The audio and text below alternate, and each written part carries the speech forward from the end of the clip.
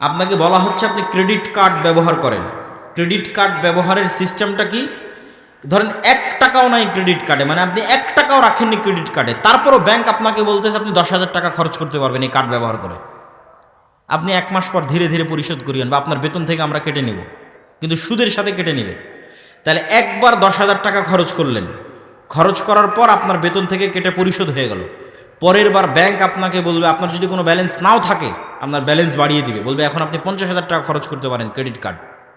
50,000 টাকা আপনি একবার পরিশোধ করে দিলেন, এবার ব্যাংক বলবে এবার আপনি 1 লাখ টাকার ক্রেডিট কার্ড খরচ করতে পারেন। তাহলে 5 বছর থেকে আপনি ক্রেডিট কার্ড ব্যবহার করতেছেন, মানে সুদের ভিত্তিতে লোন নিচ্ছেন, আবার সুদের ভিত্তিতে পরিশোধ করতেছেন। এখন আমেরিকা এবং ইউরোপে যখন আপনি একটা বাসা ভাড়া নিতে যাবেন, ভাই আমাকে একটা বাসা ভাড়া দাও, বলবে দেখি তোমার ক্রেডিট কার্ড, তো ক্রেডিট কার্ডে 5 বছরের লেনদেন ঠিক আছে, উইদাউট সিকিউরিটি আপনাকে বাসা দিয়ে দিবে, মানে সিকিউরিটি মানি ছাড়া বাসা দিয়ে দিবে। আর বলবেন না আমি তো ক্রেডিট কার্ড রাখি না, বলে সিকিউরিটি মানি দাও। একদিন, 1 সেকেন্ড, 1 ধাপ সুদ ছাড়া ফেলতে পারবেন না। এইরকম একটা পৃথিবীতে ইকোসিস্টেম তৈরি করা হয়েছে, যেটা আমাদের দেশেও আসতেছে। এই ইকোসিস্টেমের বিরুদ্ধে আপনাকে লড়াই করতে হবে, কিন্তু আমরা লড়াইটা বানিয়ে নিয়েছি কম্প্রোমাইজিং সিস্টেম। এই কারণে লড়াইটা প্রকৃত লড়াই হয়নি। এই জন্য সুদমুক্ত কর্জা হাসানা পরিচালনা করা চ্যালেঞ্জ, কিন্তু এটাই লড়াই সুদের বিরুদ্ধে। আমরা এই দ্বিতীয় অর্থনৈতিক লড়াইটা শুরু করেছি। আর বলছিলাম কেন মসজিদকে পাওয়ারফুল করতে হবে। গত 16 বছর বাংলাদেশের গ্রাম পর্যন্ত যে পলিটিসাইজ হয়েছে, তথা রাজনীতিকরণ হয়েছে গ্রাম পর্যন্ত গত 16 বছর, এখন সেই জায়গায় শূন্যতা বিরাজ করছে। হ্যাঁ, আমাদের গোলামির স্বভাবের কারণে আমরা আগে এক দলকে জুলুম করার সুযোগ দিতাম, জুলুম করার সুযোগ দিচ্ছি, এবং চোখের সামনে দেখতেছি। আমাদেরই আশেপাশের এক জায়গায় একজন ব্যক্তি ব্যবসায়ী বিশাল পুকুর খনন করে নতুন করে মাছ আবাদ করবে। তো একটা নির্দিষ্ট রাজনৈতিক দলের নেতারা চাঁদা নেওয়ার জন্য পুকুরের কাজ বন্ধ রেখে দিয়েছে, যে এত টাকা চাঁদা দেন, দিয়ে তারপরে পুকুরের কাজ করেন। কেউ কথা বলার নাই, কেউ বাধা দেওয়ার নাই। তাহলে আমরা নিজেরা মাজলুম হওয়ার রাস্তা, যেমন গত 16 বছর এক দলের হাতে মাজলুম হতাম, আবার আর কারো কাছে যেন মাজলুম হওয়া যায় সেটার রাস্তা আমরা মেনে নিচ্ছি। এটা হচ্ছে গোলামের স্বভাব। এই জায়গায় হচ্ছে প্রতিষ্ঠানগুলো ফাইট দিতে পারে মুসলমানদের ধর্মীয় প্রতিষ্ঠানকে। শুধু সালাত, সিয়াম, হজ, জাকাতের মধ্যে সীমাবদ্ধ থাকা যাবে না। মসজিদ মাদ্রাসাকে শুধু কোরআন পড়াবে আর শুধু মক্তব থাকা যাবে না।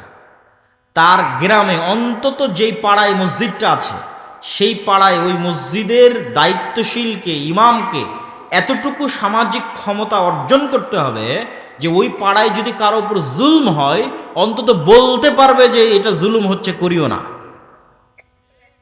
অন্তত গিয়ে বলতে পারবে এটা অন্যায়, এটা করিও না।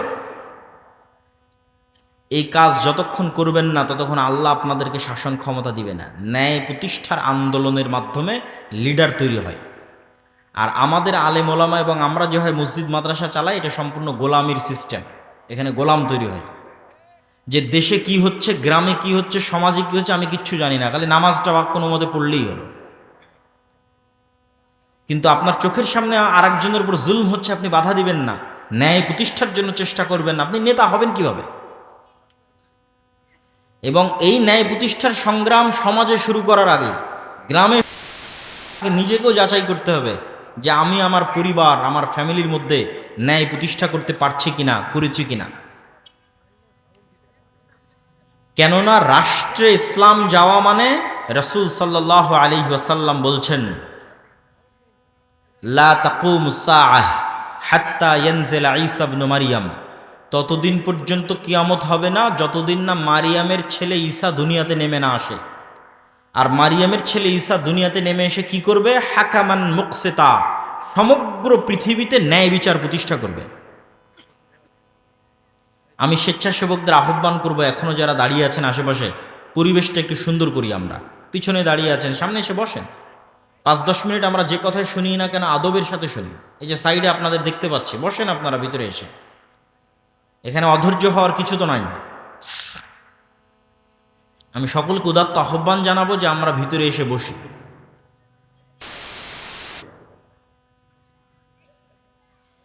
তো আমরা কিভাবে যাচাই করব যে আমি ন্যায়পরায়ণ কিনা? আর রাষ্ট্রে ইসলাম সমগ্র পৃথিবীতে ন্যায় বিচার প্রতিষ্ঠা করবে। তাহলে রাষ্ট্রে ইসলাম মানে রাষ্ট্রে কি প্রতিষ্ঠা হওয়া? বলেন তো, কথা বলেন। রাষ্ট্রে কি প্রতিষ্ঠা হওয়া? ন্যায় বিচার প্রতিষ্ঠা হওয়া। রাষ্ট্রে ইসলাম প্রতিষ্ঠা হওয়া মানে রাষ্ট্রে ন্যায় বিচার প্রতিষ্ঠা হওয়া। এখন একটা মুসলমান, এটা আল্লাহর নবী ব্র্যান্ডিং করলেন, আমি ব্র্যান্ডিং করিনি। আল্লাহর নবী বলতে পারতেন যে ঈসা আলাইহিস সালাম সারা পৃথিবীর শাসক হবে এবং তিনি সমগ্র পৃথিবীতে পর্দা বাস্তবায়ন করবে, এটা বলেননি। অবশ্যই পর্দা ইসলামী শরীয়তের একটা বড় অনুষঙ্গ, কিন্তু রাষ্ট্রে ইসলামের এটা ব্র্যান্ডিং নয়। তিনি এটাও বলেননি যে রাসূল ঈসা আলাইহিস সালাম সমগ্র পৃথিবীর শাসক হবে এবং সমগ্র পৃথিবীতে সালাত প্রতিষ্ঠা করবে। অবশ্যই সালাত ইসলামের অনেক বড় অনুষঙ্গ, কিন্তু রাষ্ট্রে ইসলামের একমাত্র ব্র্যান্ডিং নয়। রাষ্ট্রে ইসলামের এক নম্বর ব্র্যান্ডিং ন্যায় বিচার প্রতিষ্ঠা করবে, মানে কোনো মানুষের উপর জুলম হবে না। জুলম 0% জুলম, শতভাগ ন্যায়, এলো রাষ্ট্র ইসলাম। এখন মনে করেন আমি আপনি আপনার গ্রামে আপনার বোনকে আপনার বাপের সম্পত্তিতে আপনি ন্যায়ের সাথে ভাগ দেননি, বোনকে ঠকিয়েছেন বাপের জমি ভাগ করার সময়, যেটা কম দামে পানিতে ডুবে থাকে, কম আবাদ হয়, কম ফসল, দূরে, সেটা বোনকে দিয়েছে, অথবা দেনইনি। অথচ দেখা যাচ্ছে আপনি নামাজ পড়েন ঠিকই, সব কিছু ঠিক আছে, হজ করেছেন, সবই ঠিক আছে, কিন্তু আপনার বোনের প্রতি আপনি ইনসাফ করেননি, ন্যায় প্রতিষ্ঠা করতে পারেননি। এখন আপনি বলেন তো, আল্লাহ কি আপনাকে রাষ্ট্রের নেতা হওয়ার যোগ্য মনে করবে? করবে না। আপনার সালাদ দেখে আর আপনার হজ দেখে আল্লাহ আপনাকে নেতা বানাবে না। কেন না? আল্লাহ জানে যে আমার দৃষ্টিতে ক্ষমতা মানে ন্যায় প্রতিষ্ঠা করা। এই তো ন্যায় প্রতিষ্ঠার বোনের সাথে করতে পারিনি। একে তো ক্ষমতা দিলে কালকে গত 16 বছর যা দুর্নীতি হয়েছে তার চেয়ে বেশি দুর্নীতি করবে। ঠিক এইভাবে আমাদের রক্তের মধ্যে ধোঁকা, মিথ্যা, শঠতা ঢুকে গেছে। ইউরোপ আমেরিকায় এরকম অসংখ্য মুসলমান আছে যার জন্ম নিবন্ধন কার্ড, যার পাসপোর্ট, যার কি বলে ওর নাম, ওখানে গেছে যে সরকারের থেকে বেনিফিট নিবে, বেনিফিটের আবেদন, প্রবেশ, কাগজপাতি তৈরি, সব কিছু মিথ্যার উপর দাঁড়িয়ে আছে, সব কিছু ফলস, মিথ্যার উপর দাঁড়িয়ে আছে। এবং এই মিথ্যা অতিরিক্ত সুবিধার জন্য সে মিথ্যা কোনো মুসলমানকে বলতেছে না, সে আর একটা ইহুদি খ্রিস্টানকে মিথ্যা বলতেছে। কে বলতেছে? মুসলমান বলতেছে। এইভাবে আমাদের রক্তের মধ্যে মিথ্যা, ধোঁকা, শঠতা ঢুকে গেছে। তাহলে আমি তো নেতা হতে পারবো না, আল্লাহ তো আমাকে নেতা বানাবে না। আমি হয়তো আপনাকে ধোঁকা দিয়ে আপনার থেকে মাপ চাইনে বোনকে বললাম, বোন তোমার প্রতি ন্যায় প্রতিষ্ঠা করতে পারি না, আমাকে মাফ করে দাও। বোন হয়তো মাফ করে দিল, জান্নাতে চলে গেলাম। বাট আমি লিডার না, আমি নেতা না। নেতা বানানোর যোগ্য কোনোদিন মনে করবে না। নেতা বানানোর যোগ্য ব্যক্তিকে অবশ্যই শতভাগ সত্যবাদী, অবশ্যই শতভাগ ন্যায়পরায়ণ হতে হবে। সে নেতা, সে লিডার। এই জন্য আমি বলি, আজকের যুগের মুসলমানেরা মক্কার কাফের মুশরিকদের চাইতেও এই দিক দিয়ে নিম্ন স্তরে অবস্থান করছে। কেননা মক্কার কাফের মুশরিকদের সর্দার আবু সুফিয়ান তার চিরশত্রু মুহাম্মদ সাল্লাল্লাহু আলাইহি ওয়াসাল্লামের নামে জেরুজালেমে বসে বাদশাহ হিরাক্লিয়াসের দরবারে একটা কথাও মিথ্যা বলেনি। কোনো রেকর্ডার নাই, কোনো লাইভ নাই, কিচ্ছু নাই। আবু সুফিয়ান চাইলে সব কথা মিথ্যা বলতে পারে, কেন? আমার শত্রু। কিন্তু আবু সুফিয়ান লিডার। আরবরা জানেই না যে লিডার কিভাবে মিথ্যা বলতে পারে। তো তার রক্তের মধ্যে নেতৃত্ব আছে। আবু সুফিয়ানের ছেলে মুআবিয়া, আবু সুফিয়ানেরই পরবর্তী বংশধর হচ্ছে উমাইয়া খেলাফতের শাসনামল। মুআবিয়া রাদিয়াল্লাহু, মানে রক্তের মধ্যে নেতৃত্বের গুণ আছে। সত্য না বললে, ন্যায় পরায়ণ না হলে নেতা হওয়া যায় না। এই জন্য সকল নবী রাসূলকে আল্লাহ সুবহানাহু ওয়া তাআলা এই গুণের উপর জন্ম দিয়েছে। তা আমাদের এই গুণটা নষ্ট হয়ে গেছে কেন? আমরা দীর্ঘদিন ব্রিটিশদের গোলামি করার কারণে আমাদের এই গুণটা নষ্ট হয়ে গেছে। ঠিক যেমন বানু ইসরাইলেরা ফেরাউনের গোলামি করেছিল, তখন বানু ইসরাইলেরাও ধোঁকাবাজ, মিথ্যুক, প্রতারক, সংকীর্ণ মনা হয়ে গেছিল। যেই বানু ইসরাইলেরা চোখের সামনে দেখছে ফেরাউন ডুবে গেছে, সেই বানু ইসরায়েলের মুসা আলাইহিস সালামকে বলতেছে, যতক্ষণ তোমার আল্লাহকে দেখবো না ততক্ষণ ঈমান আনবো না।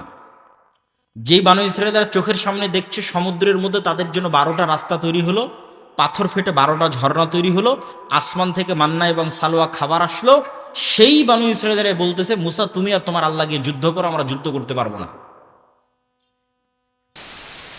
রাস্তা তৈরি হলো, ঝর্ণা ফেটে 12টা, পাথর ফেটে 12টা ঝর্ণা তৈরি হলো, এরা সব নবীর সন্তান। ইউসুফ আলাইহিস সালামের 12 ভাইয়ের পরবর্তী বংশধরের জন্য এই সম্মান। তো এরা কিভাবে এরকম প্রতারক হয়ে গেল, এরকম সংকীর্ণ মনা হয়ে গেল? ফেরাউনের অধীনে এরা 300 বছর গোলাম ছিল। মনে করেন আমার অধীনে 2টা গোলাম আছে, আমি একটা রুটি ওদের মধ্যে নিক্ষেপ করে দিলাম, তখন ওরা 3 দিন থেকে ক্ষুধার্ত আছে, ওই রুটিটা নিয়ে কাড়াকাড়ি লেগে গেল। এই যে রুটিটা নিয়ে কাড়াকাড়ি লেগে গেল, এটা হলো গোলামের নেচার। এখন এই রুটিটা পাওয়ার জন্য মিথ্যা বলবে, এই রুটিটা পাওয়ার জন্য ওকে মারবে, এই রুটিটা পাওয়ার জন্য ওকে ধোকা দিবে, সব কিছু করবে। ব্রিটিশরা আমাদের এভাবে ট্রেন আপ করেছে যে তোরা একটা টাকার জন্য মারামারি করবি, ক্ষমতার জন্য মারামারি করবি, মিথ্যা বলবি, আর একজনকে নিচে নামাবি, আর একজনকে টেনে নিচে নামাবি, তার জন্য হিংসা করবি, বিদ্বেষ করবি। জাস্ট এইভাবে আমাদেরকে ট্রেন আপ করেছে 300 বছর গোলাম অবস্থায়। তখন আমরাও হয়ে গেছি বানু ইসরায়েলের মতো, আমরাও আর মিথ্যা, ধোকা, দুর্নীতি ছাড়া কিছু বুঝি না। কিন্তু ইসলামের সবই আছে, ইসলামের আসল জিনিসই নাই। এই জন্য আমরা নামাজি হলেও, হাজি হলেও, আমরা হয়তো ক্ষমা মাপ চেয়ে জান্নাতেও যেতে পারবো, কিন্তু আমরা গোলাম থেকে মুক্ত হতে পারবো না, দাস, কৃতদাস।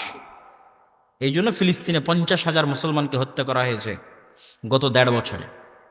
ইসরায়েল হত্যা করেছে, ঠিক যেভাবে ফেরাউন বানু ইসরায়েলকে জবাই করতো, ইউযাববিহুনা আবনাকুম ওয়া ইস্তাহিউনা নিসাআকুম, তাদের পুরুষ সন্তানদের জবাই করতো, মেয়ে সন্তানদের বাঁচিয়ে রাখতো।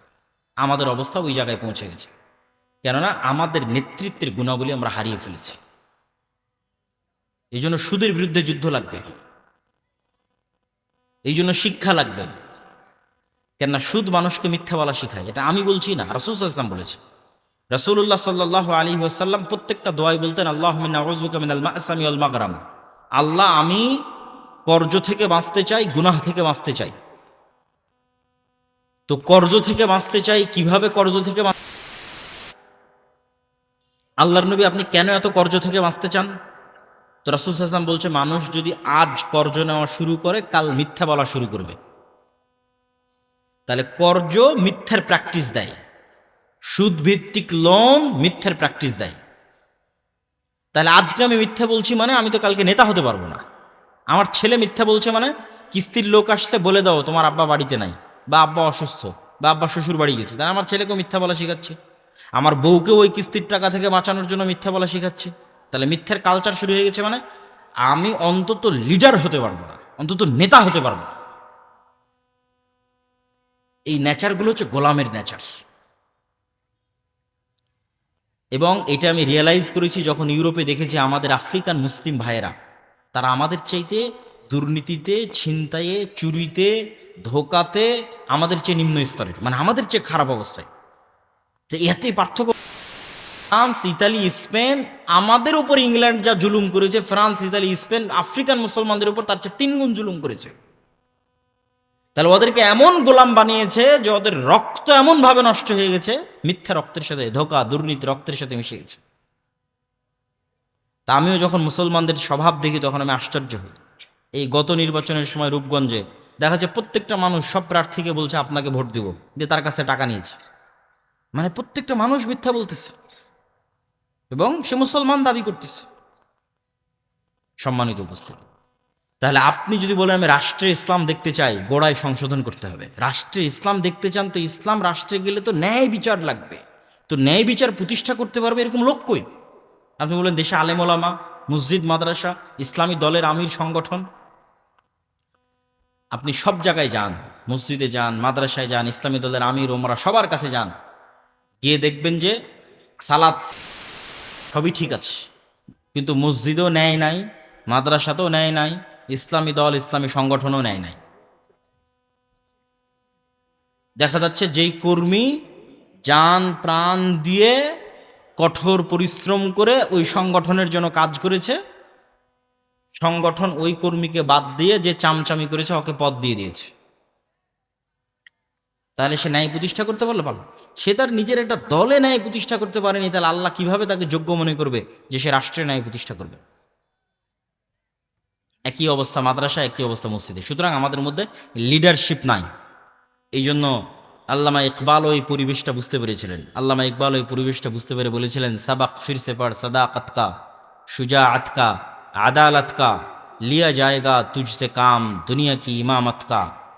তথা তোমরা মুসলমানেরা তোমাদের মধ্যে নামাজ, সালাত, হজ, জাকাত সব সুন্দর আছে, বা আপনারা যেহেতু আহলে হাদিস আপনাদের আকীদাও নাই, কি বলছে তোমরা সত্য বলা জানো না। আজ থেকে সত্য বলা শিখো এবং সত্য বলা শুরু করো, এবং নিজেদের সন্তানদেরকে সত্য বলা শিখাও। কোনো কম্প্রোমাইজ যেন না করে মরা পর্যন্ত সত্যের সাথে।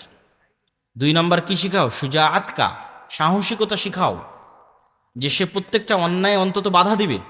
আল আমরু বিল মারুফ ওয়ান নাহি আনিল মুনকার করবে, সৎ কাজের আদেশ দিবে, অসৎ কাজে বাধা দিবে। কিন্তু মুখ বুজে থাকা যাবে না, অন্যায় হচ্ছে চুপচাপ মেনে নেবেন এটা হবে না, সাহসিকতা থাকতে হবে। মসজিদের এবং মাদ্রাসা অন্যদের আছে, মসজিদ মাদ্রাসার নাই। আমি এটাই বলতেছি, এইটাই দিয়ে বক্তব্য শুরু করেছিলাম যে মসজিদকে এম্পাওয়ারমেন্ট করতে হবে, মসজিদকে শক্তিশালী করতে হবে, দিনী শিক্ষা প্রতিষ্ঠানকে শক্তিশালী করতে হবে। কোন দিক থেকে শক্তিশালী? বাহিরের এই কাজগুলোতে শক্তিশালী। তারা তো তাদের কাজে ঠিকই আছে, একটা মসজিদের ইমাম তো ঠিকই নামাজ পড়িয়ে দেয়, ঠিকই ইমামতি করে, মুয়াজ্জিনি করে, মাদ্রাসায় কোরআন, হিফজখানায় কোরআন সব ঠিকঠাক হয়, কিন্তু ওর এলাকায় অন্যায় হচ্ছে ওটা দেখেও বাধা দেয়। আল আমরু বিল মারুফ ওয়ান নাহি আনিল মুনকার। এই জন্য আল্লামা ইকবাল বলছে সাহসিকতা লাগবে, সত্য বলতে জানতে হবে, সাহসী হতে হবে, কোনো ছাড় হবে না। 3 নম্বর আদালত কা, ন্যায় প্রতিষ্ঠা করা শিখতে হবে। রাসূল সাল্লাল্লাহু আলাইহি ওয়াসাল্লাম ন্যায়ের কথা বলতে বলতে এই পর্যন্ত বলেছেন যে বাপ তার সন্তানদেরকে চুমা দেওয়ার ক্ষেত্রেও যেন ন্যায় প্রতিষ্ঠা করে। 3টে ছেলে আছে, যদি একে একটা চুমা দেয় তো বাকি 2টাকেও যেন একটা একটা করে চুমা দেয়, তাহলে ন্যায় প্রতিষ্ঠা হবে। আর দেখবেন এমনও বাপ আছে যে এক সন্তানকে সব জমি লিখে দিয়েছে, তাহলে সে, এটা হচ্ছে গোলামের নেচার, তাকে আল্লাহ কোনোদিন রাষ্ট্রের দায়িত্ব দেওয়ার যোগ্য মনে করবে না, সে দুর্নীতিবাজ, দুর্নীতিগ্রস্ত।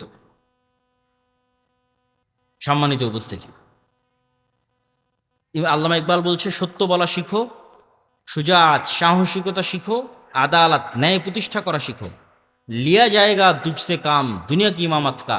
তাহলে আবার আল্লাহ তোমাদেরকে, উনি কোনো দেশের নাম বলেনি, উনি বলছে আবার আল্লাহ তোমাদেরকে গোটা পৃথিবী, আল্লাহু আকবার। মুহাম্মদ সাল্লাল্লাহু আলাইহি ওয়াসাল্লাম পৃথিবীর নেতা, ওমর ইবনুল খাত্তাব পৃথিবীর নেতা, আবু বকর পৃথিবীর নেতা, খালিদ বিন ওয়ালিদ, সালাহুদ্দিন আইয়ুবী পৃথিবীর নেতা। এরা তাদের চারিত্রিক গুণ দিয়ে পৃথিবীর নেতা হয়েছে, কিন্তু আমরা গোলাম অবস্থায় আছি, কেন আমাদের চরিত্র গোলামানা। তো মক্তবের কথা বললাম, করজা হাসানার কথা বললাম, আমাদের আরেকটা প্রজেক্ট, এগুলো সবগুলো সমাজকে এম্পাওয়ার, শক্তিশালী করা, সমাজের দিনী শিক্ষা প্রতিষ্ঠানগুলোকে শক্তিশালী করা। আমাদের আরেকটি প্রজেক্ট হচ্ছে মাদ্রাসাগুলোর শিক্ষার মানোন্নয়নের জন্য জামিয়া সালাফিয়ার সাথে অধিভুক্ত হওয়ার সুযোগ। যে জামিয়া সালাফিয়া বাংলাদেশের এমন এক প্রতিষ্ঠান যেখানে অ্যাট এ টাইম সরকারের অনুমোদন নিয়ে Bangladesh investment development authority, BIDA, যারা এই যে 9 থেকে 10 তারিখে বিশ্বের বড় বড় সব ব্যবসায়ীদের নিয়ে মিটিং করতেছে ঢাকাতে, বড় বড় কোম্পানির সব বিডার যে ডিপার্টমেন্ট, এই বিডার অনুমোদন নিয়ে জামিয়া সালাফিয়াতে বিদেশি শিক্ষকরা স্থায়ী পাঠদান করে, স্থায়ী। আর বছরের মধ্যে রোটেশনের ভিত্তিতে বিদেশি শিক্ষক আসে, এরকম গত বছরের যদি হিসাব করি তাহলে গত বছরে অন্তত 12 জন বিদেশি শিক্ষক বিভিন্ন সময় জামিয়া সালাফিয়াতে আসছে, সৌদি আরবের বিভিন্ন বিশ্ববিদ্যালয়ে। পুরো রমজান মাস একজন সৌদি আরবের শিক্ষক পুরো রমজান মাস জামিয়া সালাফিয়ার ছাত্রদের দার্স দিয়েছে, এবং মদিনা ইসলাম বিশ্ববিদ্যালয়ের সাথে আমাদের মদালাও সম্পন্ন হয়েছে। তো আমরা চাচ্ছি যে জামিয়া সালাফিয়ার এই যে উন্নত সিলেবাস, যে উন্নত শিক্ষা ব্যবস্থা, এইটা অন্যরাও এটা থেকে সহযোগিতা নিক। আমাদেরকে কিছু দিতে হবে এটার জন্য না, আমাদের মক্তব প্রজেক্টটা যেমন ফি সাবিলিল্লাহ, তথা কোনো মক্তবের থেকে এটা বলা হয় না যে তুমি আমাকে পাল্টা ফি দাও, এটা না। আমি মক্তবের জন্য কি করতে পারবো সেটা, মক্তবের টিচারকে ফ্রি প্রশিক্ষণ, ফ্রি মক্তবের টিচারকে ন্যূনতম হাদিয়া দেওয়ার চেষ্টা, ঠিক আমাদের মাদ্রাসা প্রজেক্টটাও এটাই। মাদ্রাসাগুলোকে ফি সাবিলিল্লাহ সহযোগিতা করা, প্রথমত কারিকুলাম দিয়ে সহযোগিতা করা, দ্বিতীয়ত ট্রেনিং দিয়ে সহযোগিতা করা, শিক্ষার মানোন্নয়ন দিয়ে সহযোগিতা করা, চতুর্থত বা পঞ্চমত যদি অর্থনৈতিক সহযোগিতাও লাগে সেটার ক্ষেত্রেও তাদের পাশে গিয়ে দাঁড়ান। এই জন্য যে মাদ্রাসাগুলো আপনাদের অঞ্চলে চলে, আজকের এই মাদ্রাসা হোক, অন্য আর যে মাদ্রাসা হোক, তাদের ক্ষেত্রেও আমাদের উদাত্ত আহ্বান থাকবে যে আপনারা জামিয়া সালাফের এই সুযোগটাকে হাতছাড়া করবেন না। অলরেডি আমার একটা দাওয়াতি সফর শুরু হচ্ছে মাদ্রাসা ভিত্তিক 7 তারিখ থেকে, যেখানে প্রায় মোটামুটি আমাদের অধীনে অধিভুক্ত হয়েছে এরকম প্রায় 10টা-15টা মাদ্রাসায় দাওয়াতি সফরে আমি যাচ্ছি ইনশাল্লাহ। তো এই যে কার্যক্রমগুলো, এই কার্যক্রমগুলোর মূল লক্ষ্যটা আপনাদের সামনে তুলে ধরলাম। মূল লক্ষ্যের পিছনের লজিকটা কি, কেন মসজিদকে শক্তিশালী হতে হবে, কেন দিনই শক্তিশালী হতে হবে, সেই লজিকটাও আমি আপনাদের সামনে তুলে ধরলাম। এবং এইটার মাধ্যমে যে সমাজ সংস্কার তৈরি হবে, এই সমাজ সংস্কারের মাধ্যমে যে লিডারশিপ তৈরি হবে, এই লিডারশিপ ভবিষ্যৎ বাংলাদেশকে পরিবর্তন করে দিবে। আপনি কল্পনা করেন যে এখন এই মুহূর্তে বাংলাদেশের প্রত্যেকটা ওসি, বাংলাদেশের প্রত্যেকটা ডিসি, বাংলাদেশের প্রত্যেকটা এসপি, বাংলাদেশের প্রত্যেকটা এসিল্যান্ড, বাংলাদেশের প্রত্যেকটা সাব রেজিস্ট্রার, যত বড় হাজি হোক, যত বড় নামাজি হোক, যে ও তাহাজ্জুদের নামাজ দেখিয়ে, জামাতে ইমামতি দেখিয়ে পাগল করে দিবে, দিয়ে বলবে যে আমি বড় কুতুব হয়ে গেছি, যত বড় নামাজি হাজি হোক, এতটুকু যদি নিশ্চিত করে যে সে তার দায়িত্বের জায়গায় 100% সৎ এবং 100% ন্যায়পরায়ণ, 100% আমানতদার, বাংলাদেশের কোনো রাজনৈতিক দলের ক্ষমতা নাই যে বাংলাদেশে দুর্নীতি করে। সে যত ক্ষমতার অধিষ্ঠিত হোক না কেন, সে যত পাওয়ারফুল হোক না কেন, তাহলে এইরকম একটা প্রজন্ম আমাদের গড়ে তুলতে হবে। বলেন আল্লাহ সুবহানাহু ওয়া তাআলা যেন আমাদের সেই তৌফিক দান করুক, বলেন আল্লাহুম্মা আমিন। সম্মানিত উপস্থিতি, যারা হয়তো শেষের দিকে আসতেছেন, মানে আমাদের এই আলোচনার শেষের দিকে, তারা হয়তো জানেন না যে আজকে আপনাদের, আচ্ছা তার আগে আরেকটি কথা বলি, সেটা হচ্ছে আপনাদের এই শিক্ষা প্রতিষ্ঠানের জন্য আপনাদের দান করতে হবে, এবং আপনাদের মধ্যে হয়তো তারা চাদর নিয়ে যাবে, এবং আমি এখনই নিয়ে যাওয়ার জন্য অনুরোধ জানাবো। তবে তার আগে 2 মিনিট একটা কথা শুনে, আমরা রমজানে ফেতরা দিয়েছি না? আপনারা ফেতরা দিয়েছেন না দেননি? ফেতরা দিয়েছেন। ফেতরা দিতে হয় কেন, হাদিসটা জানেন? রাসূল সাল্লাল্লাহু আলাইহি ওয়াসাল্লাম বলছেন যে ফেতরা তুমি দিচ্ছ তোমার রমজানের মধ্যে যে ভুল ত্রুটি হয়েছে সেই ভুল ত্রুটির কাফারা। আর একটা মাসলা তো আপনারা সবাই জানেন যে রমজানের দিনের বেলা যদি কেউ স্ত্রীর কাছে যায়, হয় একটানা 60 দিন রোজা রাখতে হয়, নাহলে 60 জন মিসকিনকে খাওয়াতে হয়, নাহলে একটা গোলাম আজাদ করতে হয়। তো 60 জন মিসকিনকে খাওয়াতে কি লাগে বলেন তো? কি লাগে? টাকা লাগে। অথবা একটা গোলাম আজাদ করতে কি লাগে? টাকা লাগে। তাহলে দুনিয়াতে একটা হুকুম অমান্য করার জরিমানা আল্লাহ আদায় করতেছে টাকা দিয়ে। কথাটা আমার বুঝেন, যে দুনিয়াতে আপনি আল্লাহর একটা বিধান লঙ্ঘন করেছেন, তো আল্লাহ দুনিয়াতে জরিমানা আদায় করতেছে কি দিয়ে? একটু বলেন তো, কি দিয়ে আদায় করতেছে? টাকা দিয়ে আদায় করতেছে। এই টাকা দিয়ে জরিমানা আদায়ের সুযোগ কিয়ামতের মাঠেও থাকবে। মানে কোনো একটা ভুল করেছেন, আপনি জানেন না কার নামে গীবত করেছেন, কার নামে অপবাদ দিয়েছেন, কোথায় কবে নামাজ ঠিক মতো হয়নি, কোথায় কবে জাকাত ঠিক মতো দেননি, এগুলো সবগুলো জরিমানা দিয়ে কাভার দেওয়া যাবে। সেই জরিমানাটা কি? আগেই এখনই বেঁচে থাকতে পরকালের জন্য সেভিংস জমা রাখতে হবে দান করে।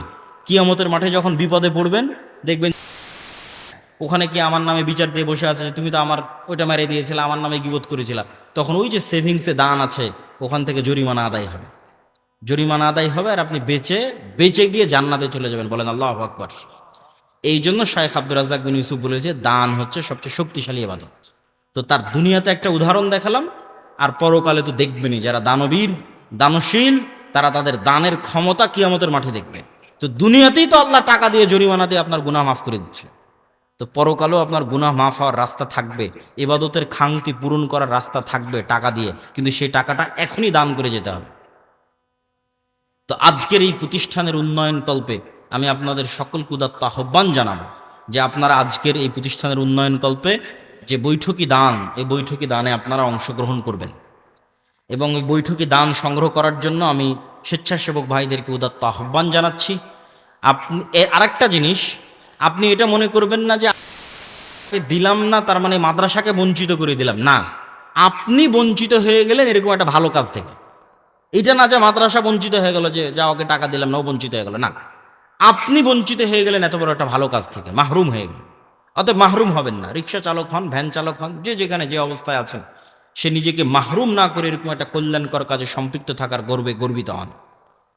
শেষ কথা, যারা হয়তো শেষের দিকে এসেছেন তারা হয়তো জানেন না, আমি এখানে যারা ঈশার সালাত আমাদের সাথে আদায় করেছে তাদের সামনে আমি বিস্তারিত ঘটনা তুলে ধরেছি। আপনাদের শ্রদ্ধা শায়েখ আব্দুর রাজ্জাক বিন ইউসুফের বিষয়টি আপনারা তাদের থেকে শুনে নেবেন। সারমর্ম কথা হচ্ছে, তিনি শারীরিক অসুস্থতার কারণে ইচ্ছা থাকা সত্ত্বেও আপনাদের এই অনুষ্ঠানে উপস্থিত হতে পারেননি।